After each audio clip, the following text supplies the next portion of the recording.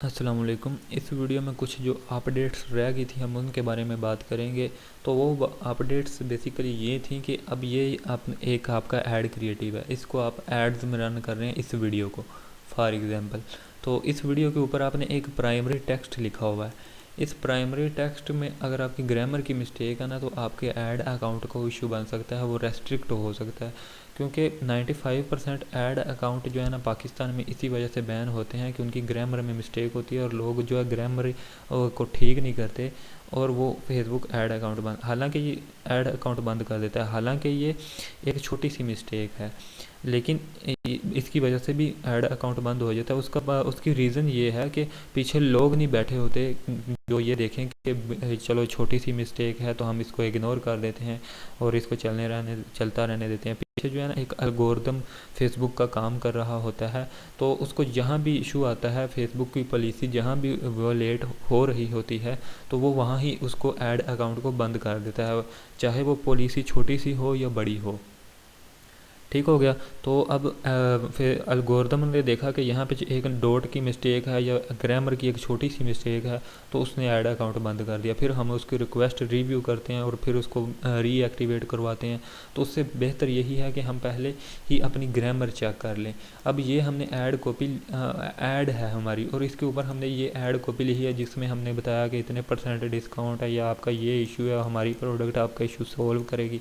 तो आप उसको एक बार वहाँ से कॉपी करें और उसको आप यहाँ पे लाकर ग्रामर चेकर फ्री इस तरह के किसी टूल में जाएं और टूल में जाकर ग्रामर चेक कर लें। ठीक हो गया। और ग्रामर चेक करने के बाद आपने जो है वो ग्रामर चेक करने के बाद आपने फिर करेक्ट जो होगी उसको वहाँ पे जाकर पेस्ट करना है। तो आप किसी भी टूल में जाकर इस तरह ग्रामर चेक कर सकते हैं। ठीक हो गया। और ये देखें अब इसमें कुछ इश्यूज़ आए हैं, तो अब हम इन इश्यूज़ को फिक्स एरर को क्लिक करते हैं तो वो सारे एरर्स फिक्स हो गए और अब हम इनको कॉपी करके वहाँ पे यूज़ कर सकते हैं। तो बेसिकली अगर हम ये एक इशू जो हमें यहाँ पे नज़र आया था, एक छोटे से इशू की वजह से हमारा ऐड अकाउंट बंद होता, तो बेहतर नहीं कि हम उस इशू को पहले ही रिजॉल्व कर लें। ठीक हो गया। एक तो अपडेट ये होगी कि आपने अपने जो ऐड कॉपी ली है प्राइमरी टेक्स्ट, उसमें ग्रामर की मिस्टेक नहीं करनी।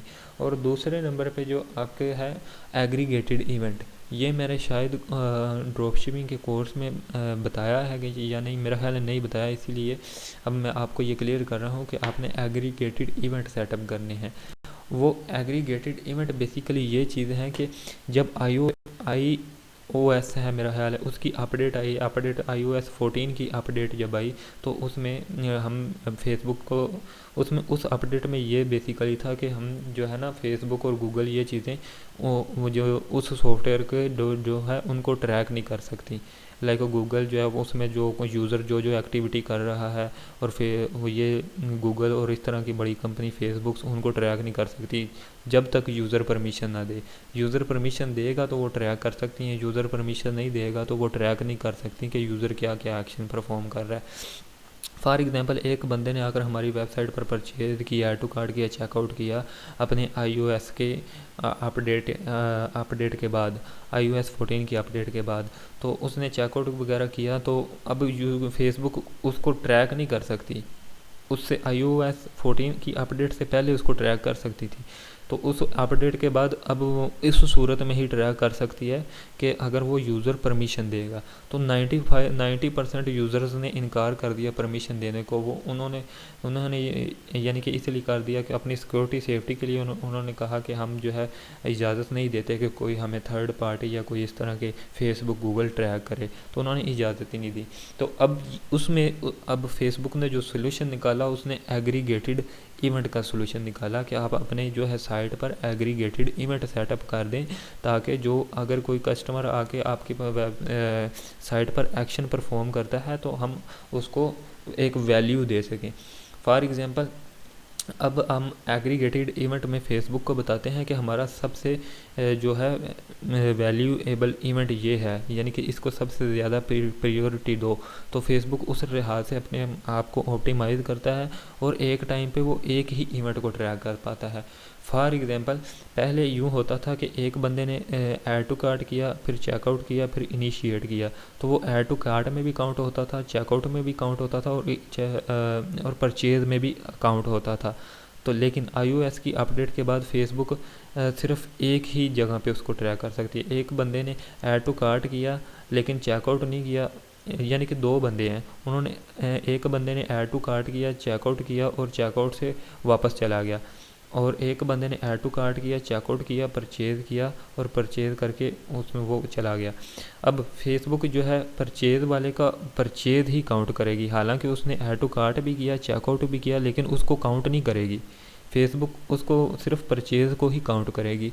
इसी तरह जो चेकआउट करके गया उसने ऐड टू कार्ट भी तो किया था ना, लेकिन उसका ऐड टू कार्ट काउंट नहीं होगा, उसका चेकआउट ही काउंट होगा। तो इसलिए फेसबुक ने ये एग्रीगेटेड इवेंट्स निकाले कि आप हमें हमारा अपना मोस्ट प्रायोरिटाइज इवेंट बता दें कि जिसको आप सबसे ज़्यादा प्रायोरिटी देना चाहते हैं, तो हम उस लिहाज से ऑप्टिमाइज़ भी करेंगे और उन्हीं इवेंट्स को ट्रैक करने की कोशिश भी करेंगे। तो उसको ट्रैक करने के लिए यहाँ पे हम जाते हैं इवेंट्स मैनेजर में और यहाँ पे हम अपने एग्रीगेटेड इवेंट्स सेटअप करते हैं। तो यहाँ पे मैंने तो सेटअप किए हुए हैं, लेकिन मैं डिलीट करके अगेन इवेंट्स जो है वो सेटअप करने की कोशिश करूँगा।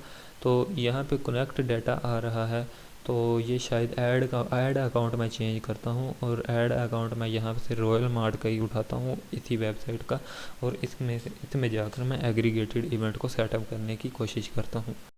ठीक हो गया। अब यहाँ पे जो है मैं ये देखें मैनेज प्रायोरिटाइज इवेंट, अब यहाँ से भी आप जा सकते हैं, यहाँ पे भी आपको ये ऑप्शन मिल सकता है। अगर आपको यहाँ पे ना मिले तो आपका जो है इवेंट मैनेजर वो इस तरह ओपन होगा। तो इसमें भी यहाँ पे एग्रीगेटेड इवेंट मेजरमेंट, यहाँ पे भी आपको वो ऑप्शन मिल जाता है। तो आप इस पर क्लिक करके कन्फिग्योर वेब इवेंट्स को क्लिक करेंगे। अब यहाँ पे ये साइट है और इसमें वो मैंने लगाए हुए हैं एग्रीगेटेड इवेंट्स। अब यहाँ पे मैंने फेसबुक को बताया कि हाईएस्ट प्रायोरिटी परचेज़ को देनी है और लोवेस्ट प्रायोरिटी जो है वो व्यू कंटेंट को देनी है, यानी कि सबसे ज़्यादा इस पे तवज्जो देनी है इसको, और उससे कम इस पे, और उससे कम इस पे, और सबसे कम जो है व्यू कंटेंट पे। तो यहाँ पे मैंने लगाए हुए हैं। अगर आपने नहीं लगाए तो आपने वो किस तरह लगाने हैं, मैं इनको एडिट करता हूँ। और उसके लिए आपकी डोमेन आपके पास होनी चाहिए और डोमेन आपकी वेरीफाई भी होनी चाहिए, अदरवाइज़ ये एग्रीगेटेड इवेंट्स नहीं लगते। ठीक है, तो ये एग्रीगेटेड इवेंट्स यहाँ पे लगे हुए हैं, इनको मैं सबको डिलीट कर देता हूँ और अब मैं अगेन यहाँ पे इसको सेटअप करने की कोशिश करता हूँ। एक बार बैक जाता हूँ, एग्रीगेटेड इवेंट्स में आकर कन्फिग्योर एग्रीगेटेड इवेंट्स, यहाँ से हम अपनी डोमेन सेलेक्ट करते हैं। लाइक मैंने ये डोमेन है और इसमें मैं जाऊंगा मैनेज इवेंट्स में, और मैनेज इवेंट्स में मैं जाकर एडिट इवेंट्स में जाऊंगा और यहाँ पे कोई भी इवेंट नहीं है फॉर एग्जांपल, तो मैंने यहाँ पे ऐड इवेंट पे क्लिक करना है और यहाँ पे हाईएस्ट प्रायोरिटी जिस इवेंट को देनी है, सबसे पहले मैंने पिक्सल सेलेक्ट करना है। आपने वो वाला पिक्सल सेलेक्ट करना है जो आपका उस वेबसाइट से कनेक्ट है जिसके आप एग्रीगेटेड इवेंट लगा रहे हैं। तो इस वेबसाइट से ये पिक्सल 7 कनेक्ट है और मैं फेसबुक को बताना चाह रहा हूँ कि सबसे ज़्यादा प्रायोरिटी परचेज़ को देनी है। ठीक है, उसके बाद एक इवेंट मैं और ऐड करूँगा और इसमें भी मैं पिक्सल को सिलेक्ट करूँगा और मैं बताऊँगा कि परचेज़ से कम जो प्रायोरिटी देनी है वो ऐड टू कार्ट को देनी है, नहीं चेकआउट इनिशिएट चेकआउट को देनी है। और फिर मैं एक और इवेंट ऐड करूँगा, इसमें मैं सिलेक्ट करूँगा अपना पिक्सल और इसमें मैं फेसबुक को बताऊँगा कि तीसरे नंबर पे जो प्रायोरिटी देनी है वो ऐड टू कार्ट को देनी है। और इसी तरह मैं अभी अप्लाई नहीं करता है, एक इवेंट और ऐड करता हूँ और यहाँ पे मैं अपना पिक्सल सेलेक्ट करूँगा, ये वाला पिक्सल, और यहाँ पे मैं जो है व्यू कंटेंट। अब मैं यानी कि फ़ेसबुक को बता दिया है कि सबसे ज़्यादा जो प्रायोरिटी देनी है वो आपने परचेज़ को देनी है और उससे कम इनिशिएट चेकआउट को देनी है और फिर ऐड टू कार्ट और फिर व्यू कंटेंट। तो अब जब फेसबुक इन इवेंट्स को ट्रैक कर सकेगी और एक टाइम पे एक को ही ट्रैक कर सकेगी। अब कोई बंदा परचेज़ करेगा तो उसके ये वाले इवेंट्स ट्रैक नहीं होंगे, उसकी डायरेक्ट परचेज़ ट्रैक होगी। ठीक हो गया। और अगर कोई बंदा इनिशिएट चेकआउट किया है तो उसने ये ऐड टू कार्ट भी तो किया होगा ना, व्यू कंटेंट भी किया होगा, फिर ऐड टू कार्ट किया होगा, लेकिन उसके ये 2 काउंट नहीं होंगे, यही काउंट होगी। तो अगर ये इवेंट इस तरह हम यहाँ पे सेटअप करते हैं, और यहाँ पे अब सेटअप करने के बाद हम इसको यहाँ पे जो है कंटिन्यू कर देते हैं। इसके ऑप्शन जो है ना कहाँ नज़र ही नहीं आ रहे। अब अप्लाई पे कर देते हैं क्लिक, तो अप्लाई पे क्लिक नहीं हो रहा, तो यहाँ से कोई गड़बड़ हो चुकी है। यहाँ पे असल में गड़बड़ ये है कि हम अगर ये इस इवेंट को डिलीट करता हूँ ना मैं, तो अप्लाई का ऑप्शन नज़र आ जाता है। तो चले मैं उसको नहीं रहने देता हूँ, और मैं फेसबुक को बता रहा हूँ कि सबसे ज़्यादा प्रायोरिटी जो है वो आपने परचेज़ को देनी है, और सबसे कम प्रायोरिटी है जो वो ऐड टू कार्ट को देनी है। तो यहाँ से मैं अप्लाई करके अपने ये इवेंट सेटअप कर देता हूँ, yes I confirm these changes, और इनको अप्लाई कर देता हूँ। तो ये हमारे चेंजेस यहाँ से कंफर्म हो गए। ये इवेंट आपने अगर नहीं सेटअप किए तो ये कर लेने हैं, और अगर आप फ्री डोमेन यूज़ कर रहे हैं तो उसमें ये नहीं होंगे। तो अब अगर आप पेड डोमेन यूज़ कर रहे हैं तो उसमें आपको डोमेन वेरीफाई आपकी होनी ज़रूरी है। जब आपकी डोमेन वेरीफाई होगी तो ये एग्रीगेटेड इवेंट सेटअप हो जाएंगे। अब जो थर्ड जो है अपडेट है वो इस हवाले से है कि अगर आपने एक प्रोडक्ट पर एड्स रन की और आपके पास उसकी सेल्स आना शुरू होगी, और अचानक से उसकी सेल्स जो है वो गिर गई, उसकी सेल्स कम होगी, और उस पर ऑर्डर्स आना पहले कम हुए और आस्ता आस्ता आ ही नहीं रहे, हालांकि स्पेंडिंग हो ही जा रही है और ऑर्डर्स नहीं आ रहे। तो उसके लिए आप क्या चेक करेंगे, उसमें आप एड्स मैनेजर में अपने जो है एड्स में एनालिसिस करेंगे, उसमें आप ये चीज़ चेक करेंगे कि उसकी कन्वर्जन रेट रैंकिंग जो है, और एक होती है engagement rate ranking, conversion rate ranking, और एक और रैंकिंग होती है, वो तो नहीं कहीं एवरेज, उनके 3 किस्म टाइप्स पे होती हैं, 3 स्टेजेस पे। एक होती है above average, below average, average. तो आपने उसका देखना है कि वो बिलो एवरेज पर तो नहीं चली गई। फॉर एग्जांपल ये एड सेट है और इसमें आपके इस एड सेट की सेल्स गिर गई हैं, तो आप इस एड सेट के अंदर जाएंगे और इस एड सेट में अब आप यहाँ पे वो कन्वर्जन रेट रैंकिंग, ये quality ranking, engagement rate ranking और कन्वर्जन रेट रैंकिंग, ये आपने देखना है कि यहाँ पे बिलो एवरेज तो नहीं आ गई इनमें से कोई। अगर इनमें से बिलो एवरेज आ चुकी है कोई, तो इसका मतलब है कि आपकी जो रैंकिंग है वो कम हो गई है। फॉर एग्ज़ाम्पल 10 बंदे एक प्रोडक्ट को सेल कर रहे हैं, तो फेसबुक ने अब उनमें से किसकी प्रोडक्ट से ज़्यादा सेल करवाएगी।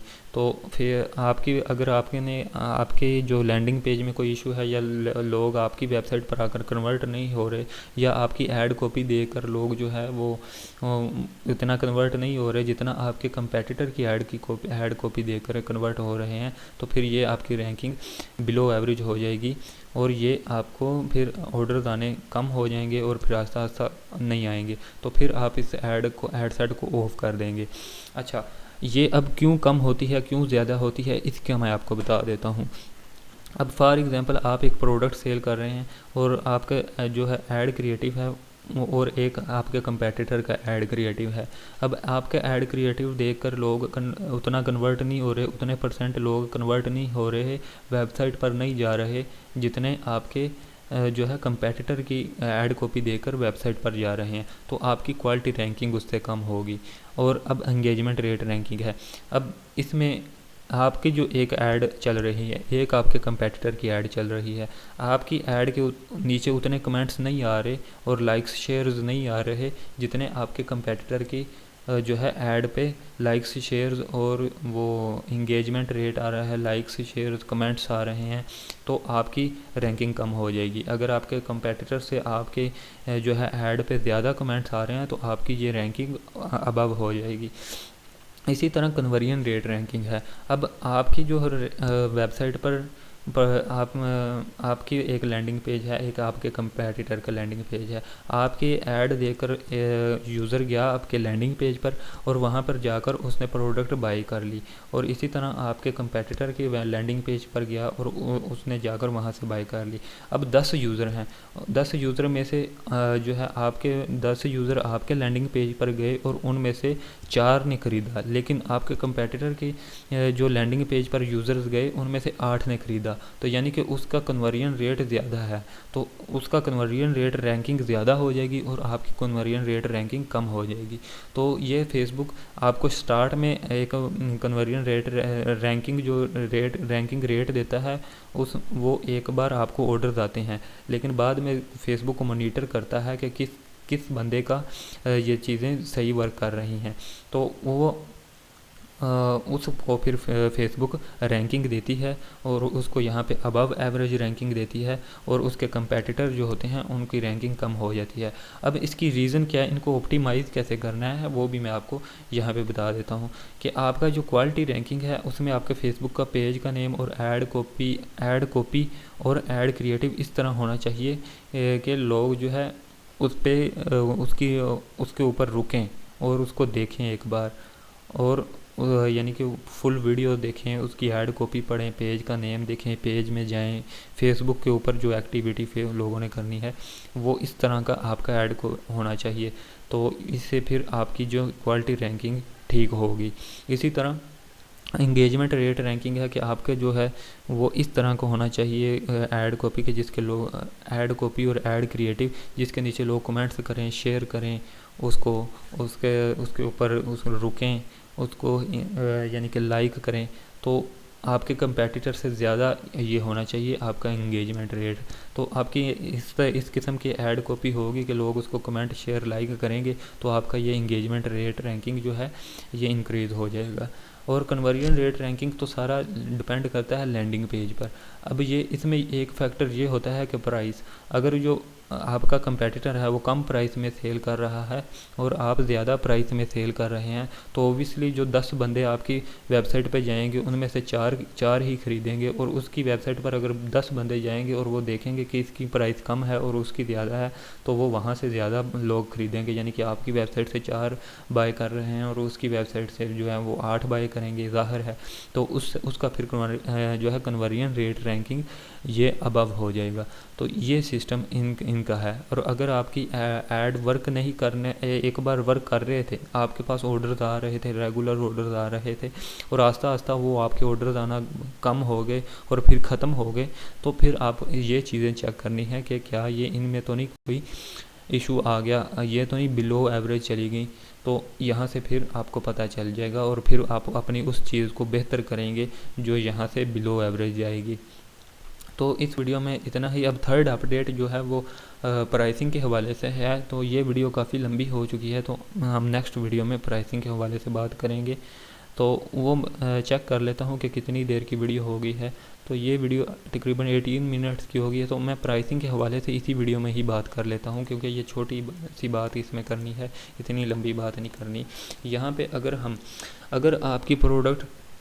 आपको प्रोडक्ट की प्राइस है यानी कि पीछे से आपको मिल रही है 1700 में, ठीक है, और यहाँ पे आपने शिपिंग चार्जेस अगर आप 200 कस्टमर से अलग चार्ज कर रहे हैं, तो फिर वो शिपिंग चार्जेस आप जो है अपनी प्राइसिंग में नहीं ऐड करेंगे। एक आपने इस तरह प्राइसिंग शीट बना लेनी है, ठीक है। प्राइसिंग शीट बनाने के बाद आपने यहाँ पे प्रोडक्ट की प्राइस लिखनी है।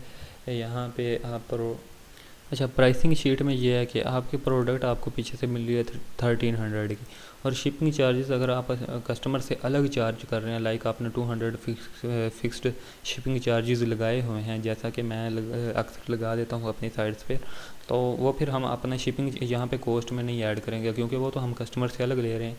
और मार्केटिंग कॉस्ट आपने 400 ऐड कर दिए।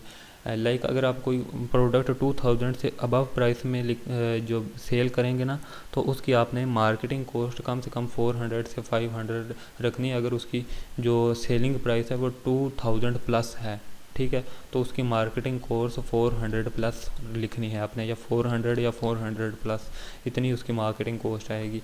तो उसके रिटर्न कॉस्ट आपने लिख देनी है 150, या लाइक 25 to 30% जो ऑर्डर्स हैं वो रिटर्न रेट होता है। लेकिन अगर आप मैसेज करके या कस्टमर को कॉल करके ऑर्डर कन्फर्म करेंगे, तो वो 10% तकरीबन रिटर्न रेट आ जाता है। 30% से 10%, अगर आप कन्फर्म नहीं करेंगे, ऐसे ही भेजते रहेंगे, तो 30% आपका जो है रिटर्न रेट होगा। और अगर आप कॉल करके कन्फर्म करेंगे, तो आपका जो रिटर्न रेट है वो कम हो जाएगा, 10% पे आ जाएगा। अगर 50% जो है हमारे पार्सल्स हैं वो रिटर्न आएंगे तो फिर हमें कोई फ़र्क नहीं पड़ेगा, क्योंकि हमने बाकी 50% से वो 300 एक्स्ट्रा रिटर्न के ले लिए।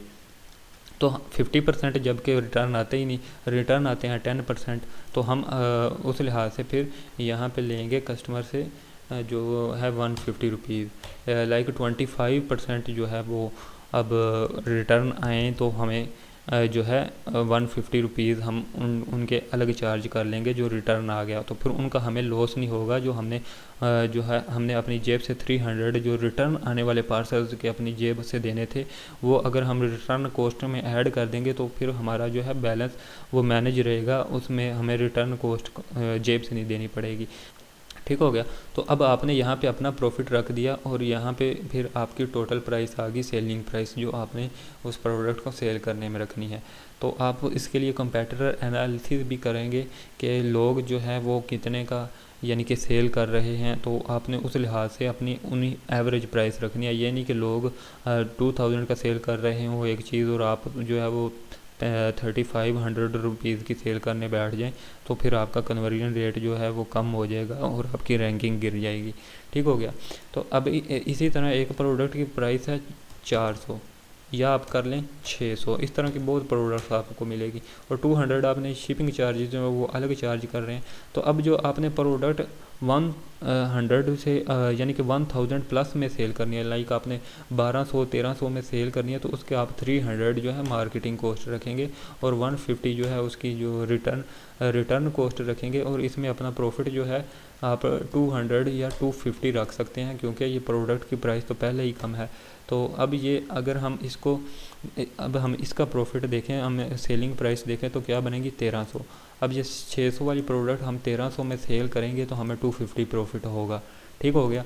इसी तरह इस प्राइसिंग शीट में आपने रहते हुए काम करना है।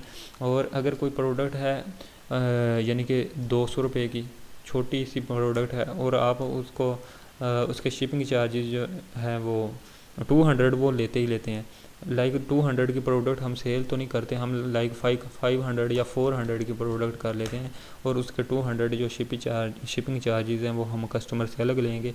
और इसमें मार्केटिंग कॉस्ट होगी जो है वो 200 कम से कम मार्केटिंग कॉस्ट होगी, और यानी कि 200 मार्केटिंग कॉस्ट होगी और 150 जो है इसमें रिटर्न कॉस्ट होगी, ये भी उतनी ही होगी।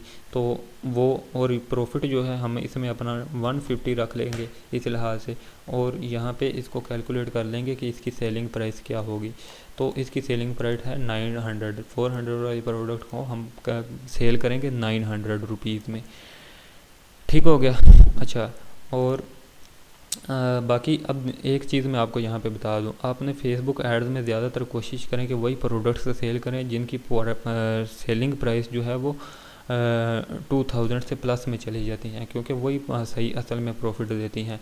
और जो दूसरी मैं आपको चीज़ रिकमेंड करूँगा कि अगर आप कोई प्रोडक्ट सेल कर रहे हैं लाइक 1300 वाली यानी कि 1000 प्लस में और 2000 के बिलो सेल कर रहे हैं, तो उसको आप मैसेजिंग में सेल करें। उन प्रोडक्ट्स का मैसेजिंग में सही रिज़ल्ट आता है और कन्वर्जन रेट भी सही आता है।